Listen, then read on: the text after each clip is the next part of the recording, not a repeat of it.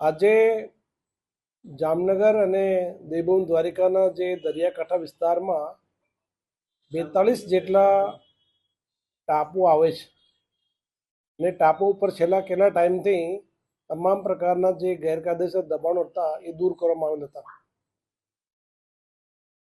દરિયાઈ અને કોસ્ટલ સુરક્ષા અને નેશનલ સુરક્ષાના ધ્યાને રાખી આજે બંને જિલ્લાની તમામ ટીમો એસઓજી સાથે સંકલન રાખી અને એક મેગા ચેકિંગ ઝુંબેશ આઇલેન્ડ ઉપર રાખવામાં આવેલ હતી. તમામ ટાપુ આજે ફરીથી પોલીસ દ્વારા કોઈપણ પ્રકારની ગેરકાયદેસર પ્રવૃત્તિ ન થાય એના માટે આજે મેગા ચેકિંગ ઝુંબેશ તમામ દરિયાકાંઠા વિસ્તારના ટાપુ ઉપર રાખવામાં આવેલ હતી, જેમાં 42 જેવા ટાપુ ઉપર પોલીસ દ્વારા જુદા જુદા ટીમો મોકલી અને ડ્રોન મારફતે, બીડીએસ ટીમ મારફતે અને એસઓજીની ટીમો રાખી આ બધા ટાપુને આજે ફરીથી ચેકિંગ કરવામાં આવેલા છે. દરિયાઈ સુરક્ષા અને રાષ્ટ્રીય સુરક્ષામાં એ ચેકિંગથી સુરક્ષામાં વધારો થશે. તમામ પ્રકારના લોકોમાં, ત્યાં આજુબાજુ લોકોમાં જાગૃતતા આવશે અને સામાજિક પ્રવૃત્તિ તેમજ દેશ વિરોધી પ્રવૃત્તિઓ ઉપર એ ઘટાડો આના ઉપર ફાયદો મળશે.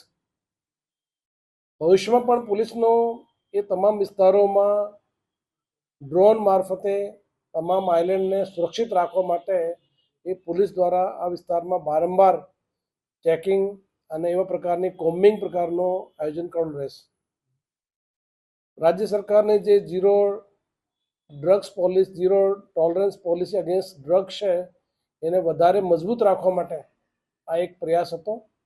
ભવિષ્યમાં પણ એ ટાપુ ઉપર કોઈપણ પ્રકારની ડ્રગ્સની હોય, નાર્કોટિક્સની હોય, દેશ વિરોધી પ્રવૃત્તિ હોય અથવા અન્ય કોઈ સામાજિક પ્રવૃત્તિ હોય એ કોઈપણ સંજોગોમાં ન થાય એના માટે આજે એક વિશેષ ઝુંબેશનું આયોજન કરવામાં આવેલ હતું. સુરક્ષાની દ્રષ્ટિએ આઇલેન્ડ કોઈપણ દેશની આંતરિક સુરક્ષા હોય, બહારી સુરક્ષા હોય એના માટે ખૂબ જ એક સ્ટ્રેટેજિકલી ઇમ્પોર્ટન્સ હોય.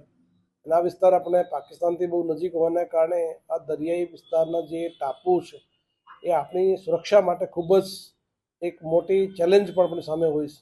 પણ આ દરેક પ્રકારના ચેલેન્જને પાર રાખવા માટે ગુજરાત પોલીસ કટિબદ્ધ છે અને ભવિષ્યમાં પણ આંતરિક સુરક્ષામાં વધારો થાય એ તમામ પ્રકારના પ્રયત્નો પોલીસ દ્વારા કરવામાં આવશે.